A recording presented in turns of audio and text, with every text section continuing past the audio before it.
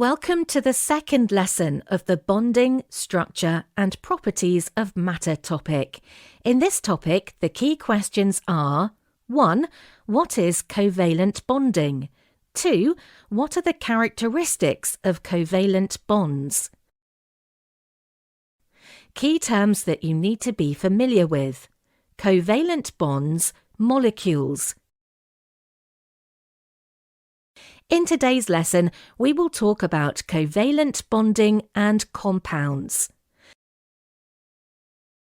The non-metal elements never form positive ions, apart from H, because they have more electrons on their outer shells. Therefore, these elements, from group 3 onwards, plus the hydrogen, do not form ionic bonds with each other. However, they are still aiming for stable, noble gas structures. There is one way to reach it, to share electrons with one another. When electrons are shared, we say that a covalent bond is made. A covalent bond is a shared electron pair. In order to represent it, we like to use dot and cross diagrams, in which we represent two types of electrons, even if, in real life, electrons are not distinguishable. The cross belonged to one atom and the dot belonged to the other atom. When two atoms are close enough together, these electrons are shared. This is what can be seen on the top part of the image below. And now they belong to both atoms.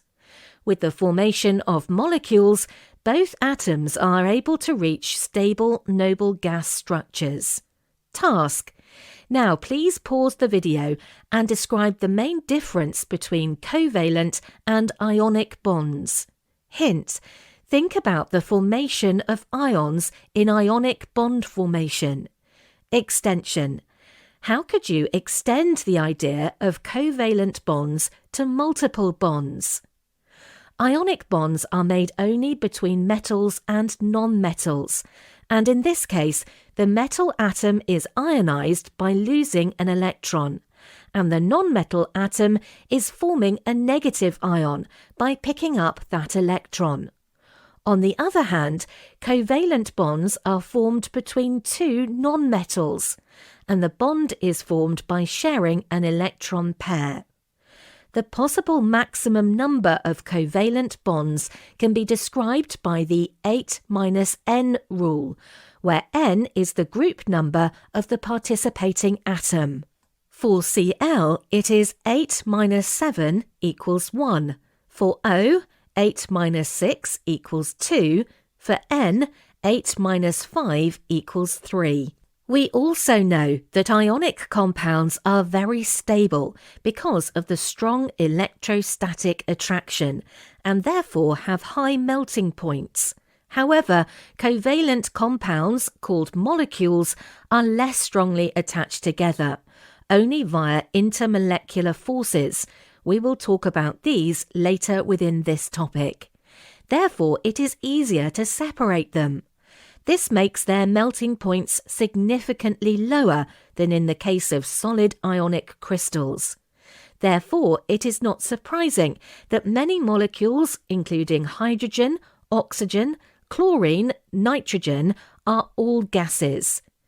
It is clear from the image above that covalent bonds can attach the same types of atoms, like Cl-Cl, Cl2, or different types of atoms like O double bond C double bond O, CO2.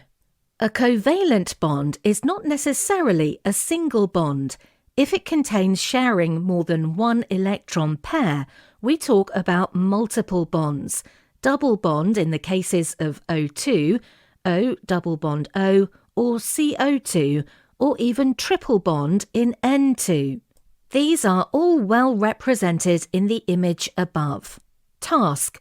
Now please pause the video and think about how an atom with a non-bonding electron pair, like nitrogen, can form a covalent bond. Hint. Remember, a covalent bond is always made by an electron pair. In certain cases, when a bonding atom has a non-bonding electron pair, the electrons that make the covalent bond are not necessarily provided equally by the connecting atoms. When one of the atoms has a non-bonding electron pair, that is able to donate and share this electron pair with the other atom. It is demonstrated in the image below via the example of ammonium ion NH4+ formation.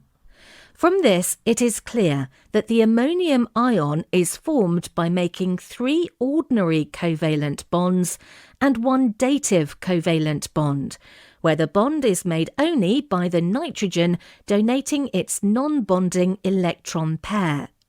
In fact, any central atoms that have non-bonding electron pairs, like phosphorus, P, and sulfur, S, are able to make similar covalent bonds.